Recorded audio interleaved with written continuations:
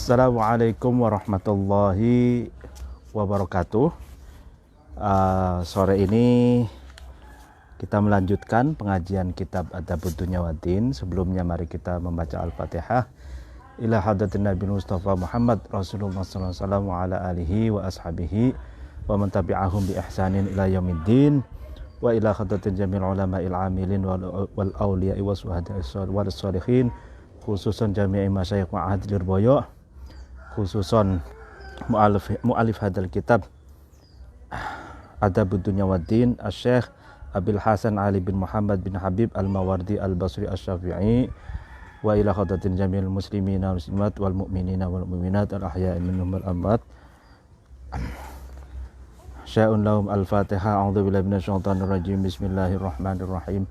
Alhamdulillahi rabbil alamin arrahmanir rahim maliki yaumiddin iyyaka na'budu wa iyyaka nasta'in ihdinas siratal mustaqim siratal ladzina an'amta 'alaihim ghairil maghdubi alaihim waladdallin amin. Bismillahirrahmanirrahim. Pada pengajian yang lalu kita telah membahas tentang sebab-sebab yang dapat merubah akhlak seseorang dari akhlak yang baik menjadi akhlak yang buruk, dan sebab-sebab itu diantaranya yang sudah kita jelaskan yaitu al-wilayah. Seseorang yang mendapatkan amanat menjadi penguasa, mendapatkan amanat sebagai pejabat, itu adalah salah satu sebab yang dapat merubah akhlak seseorang. Nah, lalu kemudian dilanjutkan wa minha, dan diantara dari asbab, sebab-sebab yang dapat merubah akhlak seseorang, al-azlu adalah dicopot dari jabatan, hilangnya kekuasaan dari tangan seseorang. Al-azlu atau lengser dari jabatannya. Faqad yasu'u, maka terkadang buruk, minhu dari al-azlu, al-khuluqu, akhlak seseorang, wayadiku, dan sempit, bihi, dengan sebab al-azlu, as-sodru, dada. Jadi kalau yang pertama, sebab yang pertama,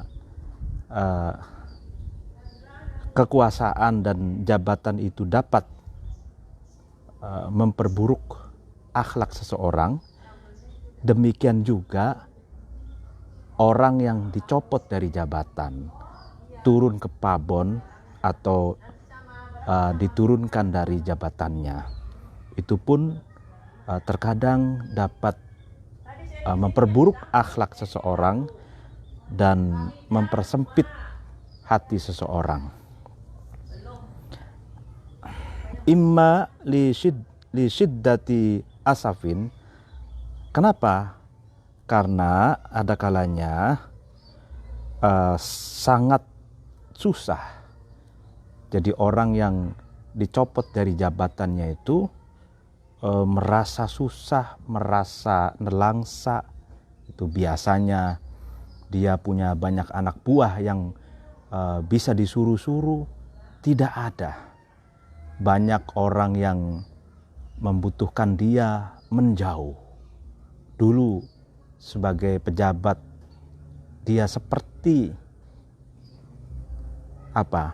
seperti gula yang dirubung semut gitu. Sekarang semut-semut itu pada menjauh. Nah, dia merasa nelangsa. Itulah yang bisa mengakibatkan orang yang turun dari keprabon, orang yang dicopot dari jabatannya itu berubah akhlaknya menjadi buruk karena merasa nelangsa. Auliqillati sabrin, atau karena sedikitnya sabar. Jadi makanya ada kalau bahasa psikolognya itu kan orang yang turun dari jabatan itu biasanya mengalami sindrom. Jadi dia biasa diladeni, biasa diberi fasilitas. Nah, setelah turun dari jabatan, fasilitas tidak ada. Orang yang biasa meladeni sudah tidak ada, dia harus mengurus dirinya sendiri dan dengan fasilitas apa adanya. Nah itulah tantangan orang yang turun dari jabatan. Haka menceritakan Hamid At-Tawili anna Umar bin Yasir, sesungguhnya Ammar, bukan Umar ya, anna Ammar bin Yasir, sesungguhnya Ammar bin Yasir uzila, itu dicopot an wilayatin, dari kekuasaannya. Jadi kalau di dalam syarahnya, ya kan, di dalam syarahnya itu dikatakan bahwa Ammar bin Yasir itu seorang pejabat di Kufah pada masa kepemimpinan Amirul Mukminin Umar bin Khattab. Nah, Ammar bin Yasir ini dicopot dari jabatannya, ya kan. Fashtadda, kemudian merasa sangat berat gitu. Dzalika, dengan ya uzila an wilayatin itu, dengan sebab dicopotnya dari kekuasaan itu, alaihi, atas Ammar bin Yasir, ya kan. Waqala, dan Ammar bin Yasir itu berkata, ini sesungguhnya aku wajadtuha, aku menemukan terhadap wilayah hulwatar rodai, seperti manisnya menyusui, seperti manisnya menyusu. Murratal filtami, menemukan berubah menjadi pahitnya, seperti orang yang disapi dari susuan, atau seperti bayi yang disapi dari tete ibunya. Nah, ini kata-kata Ammar bin Yasir berdasarkan pengalaman dia. Ammar bin Yasir dicopot dari jabatannya di wilayah Kufah. Setelah dicopot, dia merasakan gitu.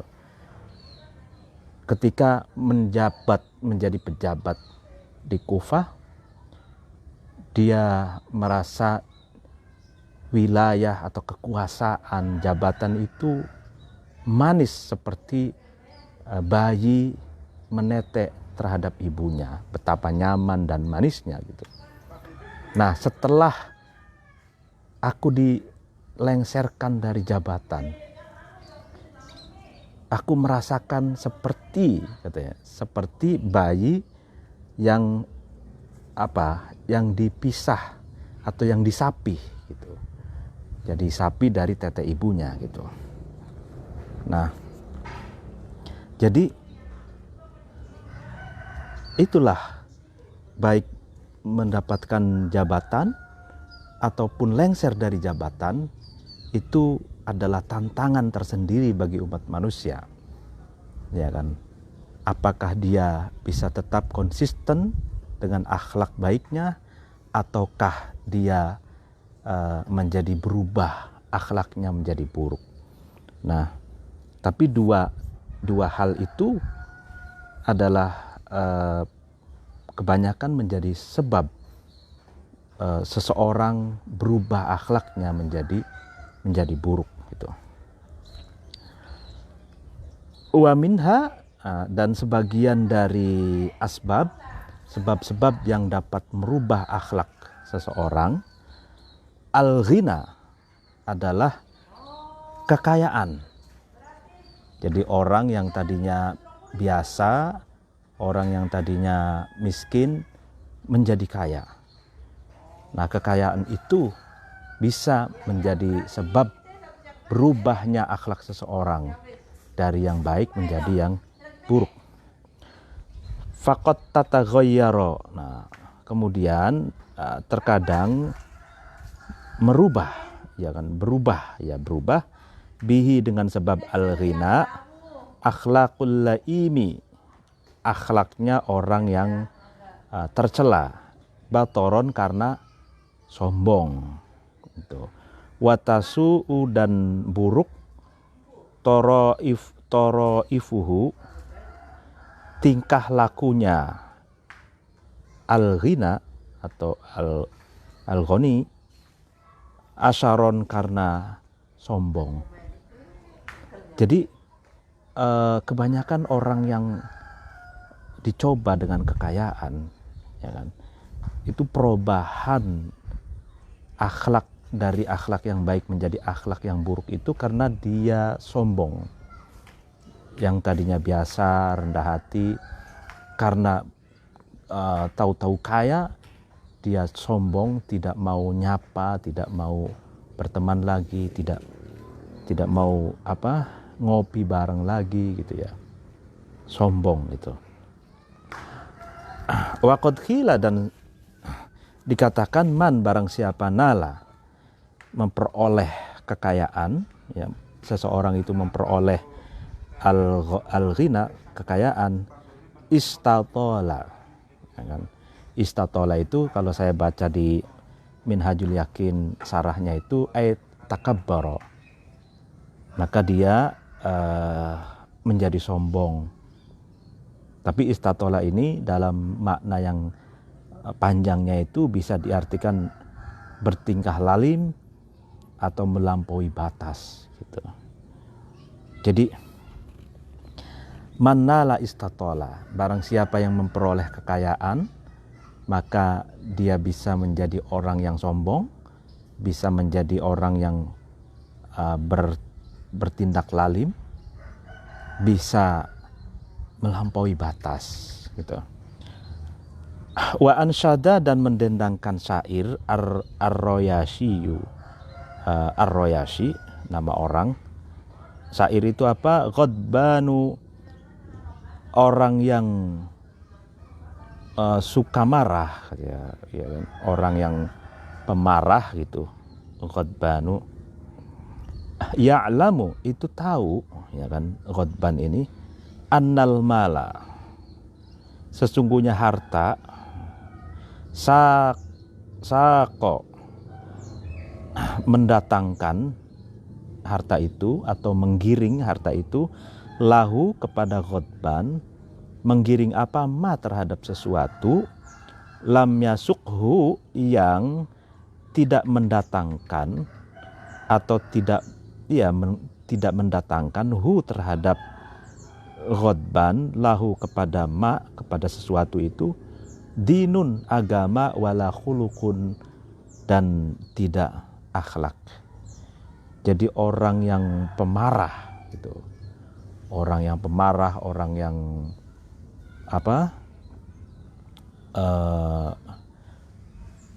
ambisius gitu, orang yang mengikuti hawa nafsunya, dia mengetahui atau memiliki pengetahuan bahwa, atau punya persepsi bahwa harta itu dapat mendatangkan sesuatu yang tidak bisa didatangkan oleh agama dan akhlak gitu. Jadi seseorang itu kan hidupnya atau gaya hidupnya itu kan seringkali dibentuk oleh cara berpikirnya gitu. Nah, ada seorang yang memiliki cara berpikir materialistis gitu ya. Dia berpikir bahwa harta itu bisa mendatangkan apa saja untuknya yang tidak bisa didatangkan atau oleh agama ataupun akhlak. Artinya orang yang semacam ini nih mengutamakan harta daripada agama dan akhlak gitu. Karena menurut dia bahwa harta itu bisa membeli segalanya, bisa mendatangkan segalanya untuknya, sedangkan agama dan dan akhlak itu tidak gitu. Nah,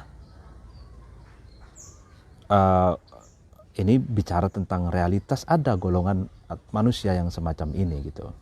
Jadi semuanya diukur dengan materi gitu. Selain materi di nomor duakan gitu. Faman, barang siapa yakunu itu ada, man itu an karomin nasi, dari mulia-mulianya manusia, yas'aluni, seseorang itu bertanya ni terhadapku, ya kan, fa akramun nasi, maka lebih mulia-mulianya manusia, man adalah seseorang, kanat yang ada, lahu bagi man, bagi seseorang itu, warikun. Warikun di sini kalau dalam sarafnya itu duit yang banyak, ya kan. Nah, ini dalam konteks ini bahwa ada orang yang dari mulia-mulianya orang, orang yang bertanya kepadaku tentang manusia yang mulia gitu.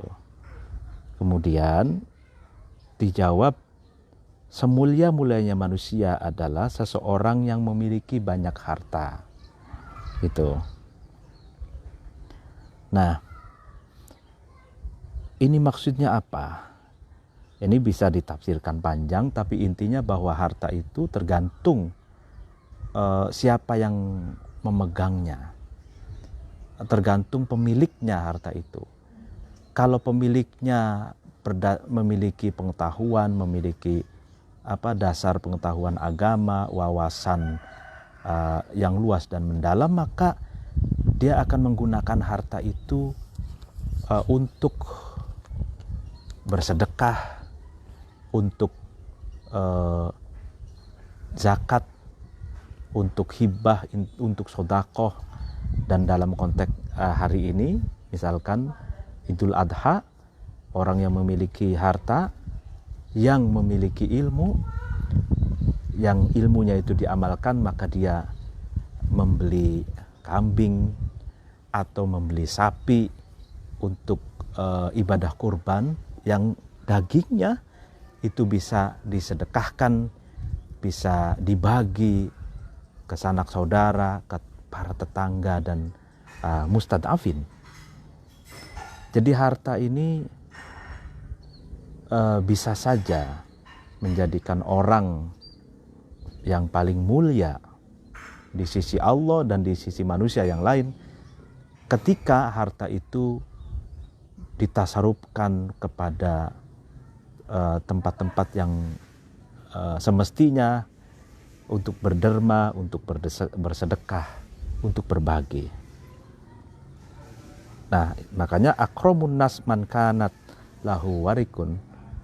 Jadi semulia-mulianya manusia adalah orang yang memiliki banyak harta, karena hartanya itu betul-betul digunakan untuk hal-hal yang baik, untuk berbagi kepada yang membutuhkan, untuk memenuhi kewajiban, untuk menggugurkan kewajiban.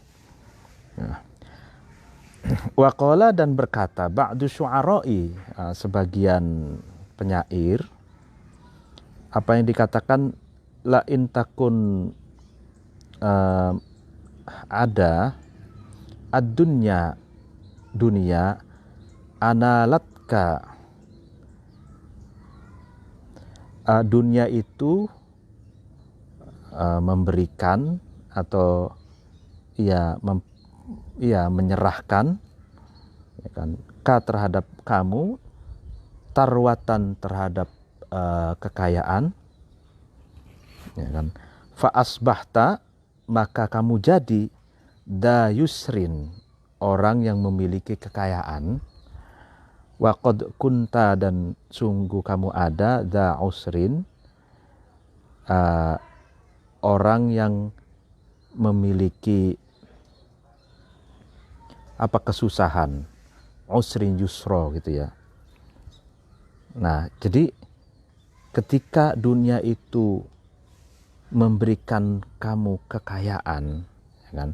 Lalu kemudian kamu menjadi orang yang kaya, dan sejatinya kamu juga pada saat yang bersamaan kamu juga menjadi orang yang sengsara gitu, ya kan? Usrin, usrin, orang yang memiliki kesengsaraan, ya kan? Jadi orang yang memiliki banyak harta, orang yang kaya itu mungkin sawang sinawang. Kalau bahasa Cirebonnya sawang sinawang. Artinya sawang sinawang itu kenikmatan itu, keenakan itu hanya dalam penilaian, hanya dalam penglihatan orang lain gitu. Belum tentu enak orang yang menjalaninya gitu. Orang yang middle class atau ya kelas menengah atau orang yang miskin, boleh jadi dia menyawang atau melihat orang kaya itu enak gitu. Tapi belum tentu orang kaya yang menjalani, yang melakukan menjalani sehari-hari itu dia betul-betul merasakan kenikmatan. Boleh jadi orang kaya itu pusing karena mikirin utang banyak, karena dia takut hartanya dicuri orang, karena dia mikiri selalu bagaimana agar tidak rugi, mikiri pelanggan, mikiri semuanya ya di dalam pikirannya selalu terbebani oleh harta, sehingga hartanya itu membelenggu dan membebani dia gitu. Nah, jadi disitulah letak pentingnya bersyukur atas apa yang ditakdirkan oleh Allah kepada kita. Kalau kita mendapatkan rezeki, mendapatkan ketetapan rezeki, ya kita syukuri itu. Kita melihat orang kaya itu sebagai motivasi saja agar kita juga bisa berkembang gitu. Walaqad kasafa, dan sungguh terbuka, al-ithra'u, kekayaan, ya kan.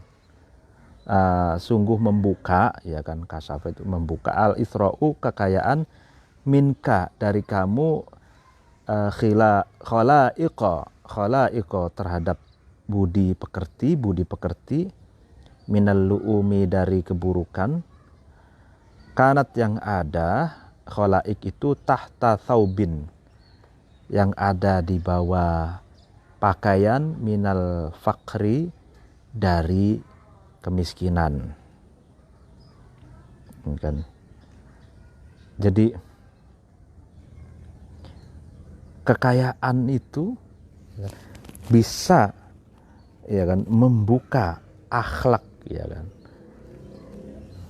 buruk, ya, akhlak buruk yang sejak dulu tersimpan di dalam benakmu ketika kamu fakir atau ketika kamu memakai baju kemiskinan gitu. Artinya jadi orang itu kan memiliki misalkan akhlak buruk gitu, khalaik minal lu'ub, jadi akhlak buruk. Nah, akhlak itu tersimpan gitu. Akhlak buruk itu tersimpan karena belum ada kesempatan untuk memunculkan atau munculnya akhlak itu, akhlak buruk itu. Nah, ketika fakir, ketika miskin, akhlak yang buruk itu ya kan berada atau tersimpan gitu. Nah, ketika dari fakir, dari miskin, lalu kemudian misalkan berubah menjadi orang kaya, maka tersingkaplah akhlak yang buruk yang tersimpan itu. Gitu. Ya, nah itulah. Jadi sehingga kenapa kekayaan itu bisa merubah akhlak seseorang itu? Karena diantaranya kekayaan itu memiliki daya ungkit gitu, mengungkit akhlak yang buruk, ya potensi akhlak yang buruk yang tersimpan ketika miskin, lalu terungkit, lalu kemudian terbuka ke permukaan akhlak yang buruk tersebut gitu. Wa bihasabima, dan dengan melihat sesuatu afsadahu yang merusak hu terhadap ma al-ghina, kekayaan, ya kan, kadzalika, ya demikian juga melihat sesuatu yuslihuhu yang bisa memperbaiki hu terhadap ma, terhadap sesuatu itu al-faqru, kemiskinan. Ya artinya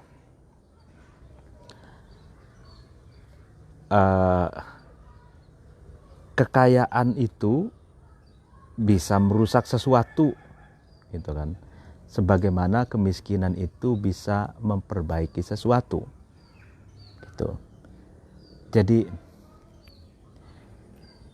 karena orang kaya itu memiliki banyak fasilitas, memiliki uang gitu, mau apa saja bisa gitu, sehingga potensi untuk berbuat baik atau untuk berbuat buruknya itu sangat besar potensinya. Sedangkan orang miskin tidak punya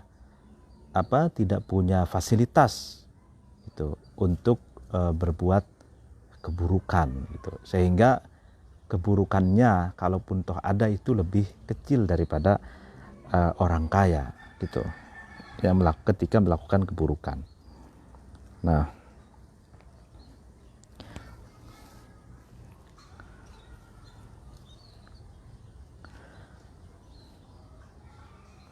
wa kataba, dan kirim surat, ya. Wa kataba, kirim surat, Qutaibah bin Muslim ilal Hajjaji, kepada Pak Hajjaj.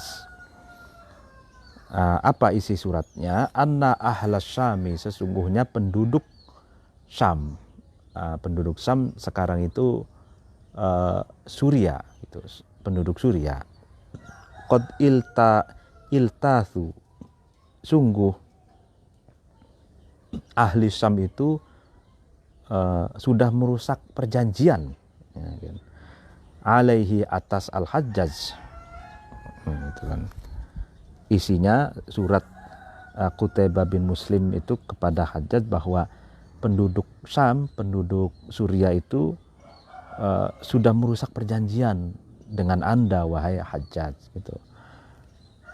Fakataba, kemudian Pak Hajjaj ini membalas surat, ya kan, menyurati kembali ilaihi, kepada Qutaibah bin Muslim, sebagai jawabannya,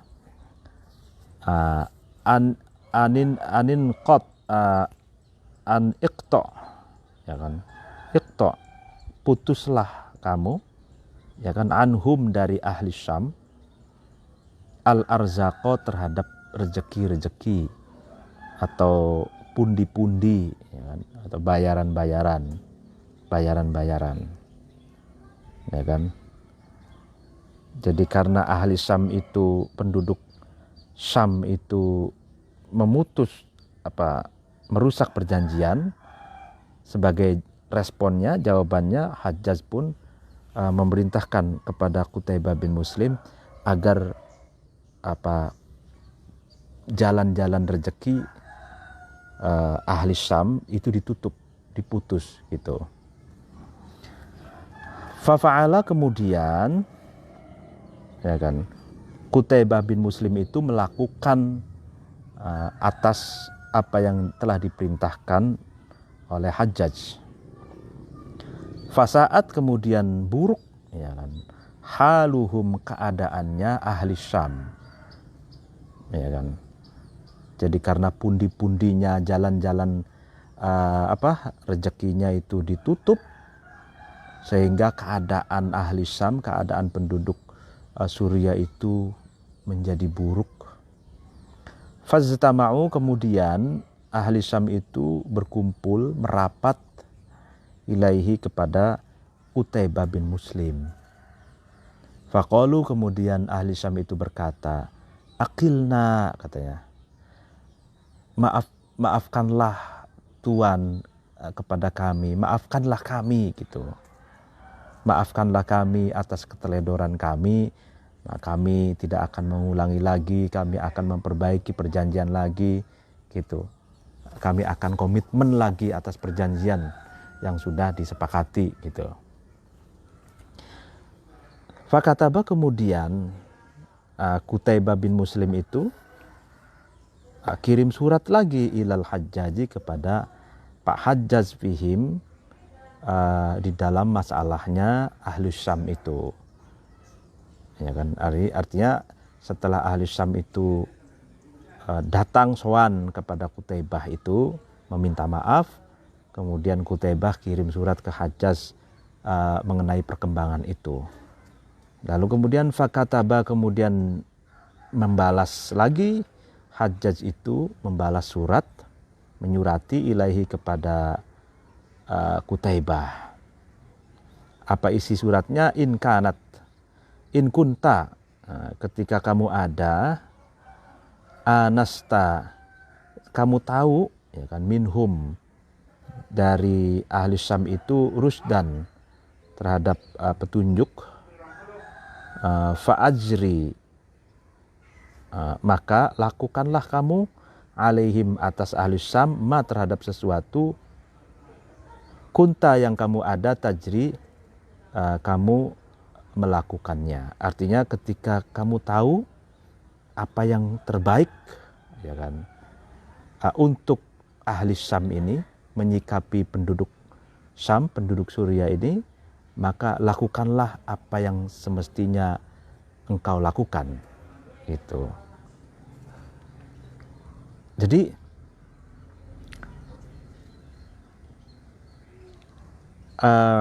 ternyata kalau dalam kisah ini, ya, kalau dalam kisah ini berarti kekayaan dan kemiskinan itu memiliki dua, seperti pisau bermata dua gitu. Ada positif, ada negatifnya, tergantung orang yang menggunakannya gitu. Nah, dikisahkan di sini kefakiran, kemiskinan pun, ya kan, itu bisa merusak keadaan seseorang gitu loh. Sebagaimana kisah ahli Syam ini. Ahli Syam setelah ditutup, di embargo lah ibaratnya, kalau sekarang itu di embargo, ditutup jalan-jalan rezekinya, fasaat haluhum, buruk keadaannya gitu. Ya kan? Jadi makanya kekayaan pun itu perlu gitu. Makanya ada krisis moneter, krisis ekonomi, itu berbahaya. Resesi itu berbahaya gitu. Wa'lam, dan ketahuilah, annal faqra, sesungguhnya kefakiran atau kemiskinan, jundullahi, adalah tentaranya Gusti Allah, al-akbaro, yang paling besar.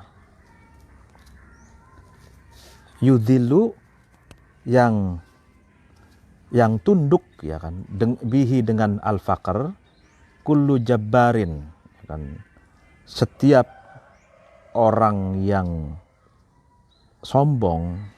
Jabbarin ini ay mutakabbir au mustabid au qalbin la tadkhurur rahmah. Jadi jabbarin itu orang yang sombong, atau orang yang despotis, atau diktator gitu, atau orang yang memiliki hati yang tidak kemasukan rahmah, tidak kemasukan kasih sayang gitu ya. Anidin, yang kasar, yang ya keras gitu, ya takabbaru, yang sombong. Ya. Jadi ketahuilah, katanya, bahwa kemiskinan itu adalah tentaranya Allah yang paling besar, yang dapat menundukkan, ya kan, yang dapat melululantahkan setiap orang yang sombong, orang yang kasar, orang yang arogan, orang diktator, atau orang yang hatinya tidak kemasukan kasih sayang. Tuh. Jadi kalau orang sudah dimiskinkan, ya kan, maka dia akan lumpuh dan tidak berdaya. Dan itulah sebenarnya senjatanya Allah, katanya. Apa jundullah, tentaranya Allah. Wa qad ruwiya, dan sungguh diriwayatkan anin Nabi, dari Nabi sallallahu alaihi wasallam, sallallahu alaihi annahu, sesungguhnya Nabi qala, Nabi berkata. Apa yang dikatakan Nabi? Laula annallaha ta'ala, kalau tidak ada sesungguhnya Allah Ta'ala, Maha Luhur Allah, adzalla, itu Allah itu merendahkan ibna Adam, terhadap anak cucu Adam, bitalatin, dengan 3 hal. Ma to'a, maka tidak mau menundukkan, tidak mau merundukkan atau menundukkan ibnu Adam itu ra'sahu, terhadap kepalanya ibnu Adam, ila syai'in, kepada sesuatu. Jadi kalau seandainya, katanya, Allah itu tidak merendahkan anak cucu Adam, ya kan, anak cucu Adam itu kita manusia ini, dengan 3 hal, maka anak Adam ini, manusia ini, tidak akan menundukkan kepalanya. Artinya dia pasti akan mendongakkan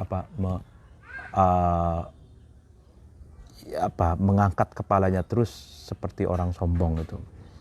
Apa saja 3 hal itu yang dapat menundukkan kepalanya orang atau kepalanya manusia? Al-faqri, kemiskinan, wal marodi, sakit, wal mauti, dan kematian. Itu 3 hal inilah, ya kan, yang Allah ciptakan, ya kan, untuk menundukkan kepala manusia agar tidak congkak, agar tidak sombong. Tuh. Kita tidak berdaya, sebagaimana al-marad sekarang ini kita merasakan adanya virus corona. Itu. Bahkan dengan adanya virus corona, sakit, ya, berupa bentuk penyakit corona ini, 3 hal langsung, 1 kali pukulan 3 target didapat. Yang pertama sakit, yang kedua kematian, yang ketiga krisis ekonomi, ya kan, al-faqri wal marodi wal maut, ya kan, kemiskinan, sakit, dan kematian. Inilah yang dapat merundukkan kepalanya manusia, ya kan, sehingga kita tidak boleh sombong, gitu, ya kan. Wa minha, dan sebagian dari asbabu taghayyur, sebab-sebab berubahnya akhlak seseorang itu, al-faqru, tentu saja kemiskinan. Faqad yataghayyaru, kemudian terkadang